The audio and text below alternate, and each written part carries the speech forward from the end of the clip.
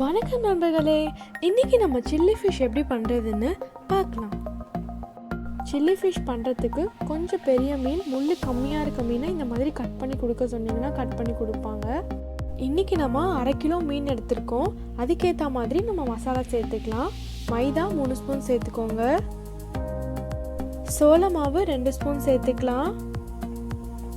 அரிசி மாவு 2 ஸ்பூன் சேர்த்துக்கலாம். மஞ்சள் தூள் 1/2 ஸ்பூன் சேர்த்துக்கலாம். காஷ்மீரி மிளகாய் தூள் 2 ஸ்பூன் சேர்த்துக்கலாம். நீங்கள் வெறும் மிளகாய் தூள் சேர்க்குறதா இருந்தால் 1 ஸ்பூன் சேர்த்துக்கோங்க. உப்பு தேவையான அளவு சேர்த்துக்கலாம். இஞ்சி பூண்டு விழுது 1 ஸ்பூன் சேர்த்துக்கோங்க.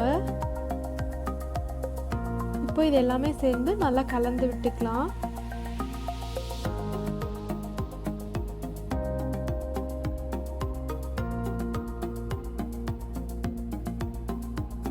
இது கூடவே நம்ம ஒரு முட்டையும் சேர்த்து அதையும் நல்லா கலந்து எடுத்துக்க போகிறோம்.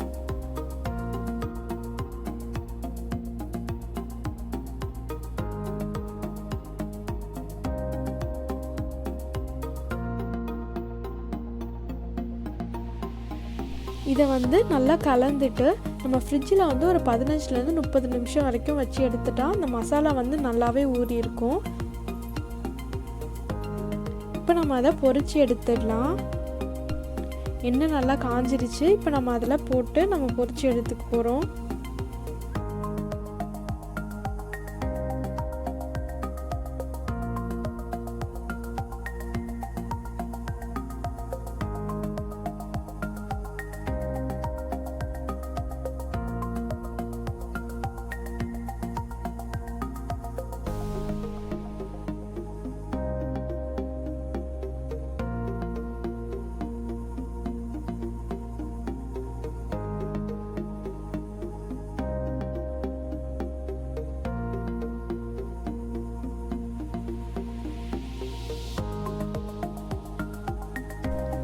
இந்த மாதிரி நல்லா பொன்னிறமாக ஆனதுக்கப்புறம் நம்ம இதை எடுத்துடலாம்.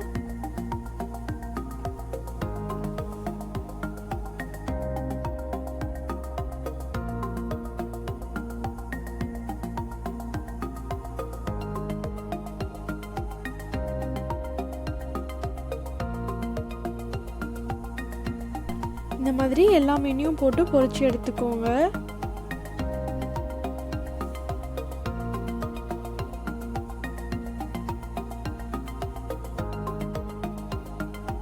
இப்போ நம்ம இதுக்காக கிரேவி பண்ண போகிறோம். அதுக்கு ஒரு பேன் வச்சுக்கோங்க. அதில் 1 ஸ்பூன் எண்ணெய் சேர்த்துக்கலாம். பொடியாக நறுக்கின பூண்டு கொஞ்சம் சேர்த்துக்கலாம். இது உங்களுக்கு எவ்வளோ வேணுமோ நீங்கள் அவ்வளோ சேர்த்துக்கலாம். பொடியாக நறுக்கின இஞ்சி கொஞ்சம் சேர்த்துக்கோங்க. உங்களுக்கு மீன் நிறையா இருந்தால் நீங்கள் நிறையா சேர்த்துக்கோங்க. மீன் கம்மியாக இருந்தால் நீங்கள் கம்மியாக சேர்த்துக்கோங்க. பச்சை மிளகா 1 சேர்த்துக்கலாம்.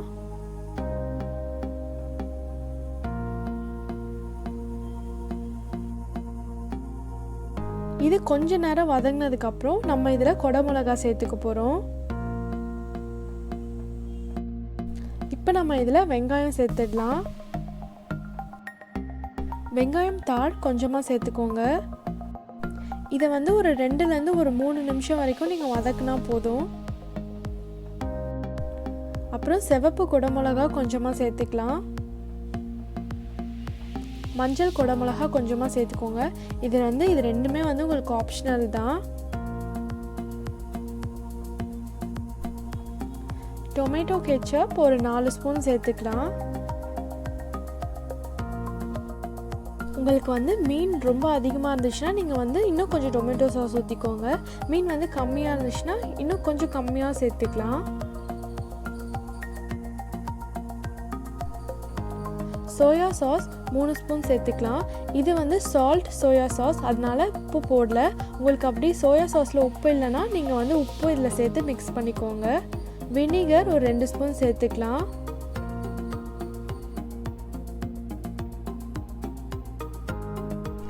இது எல்லாமே சேர்த்து நம்ம இதை நல்லா கலந்து விட்டுக்க போகிறோம்.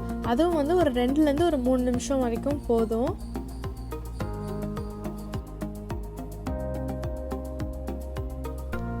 இப்போ இதில் பொரிச்ச மீனை சேர்த்துக்கலாம்.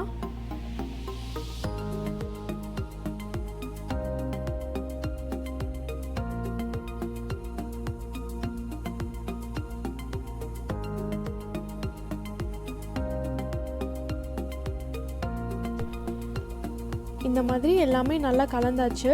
நம்ம இப்போது அந்த கார்ன்ஃப்ளவர் மிக்ஸ் ஊற்ற போகிறோம். இது ஒன்றுமே இல்லை, 1 ஸ்பூன் கார்ன்ஃப்ளவர் அதோட கொஞ்சம் தண்ணி சேர்த்து மிக்ஸ் பண்ணி இதை வந்து நம்ம வந்து சேர்த்துடலாம்.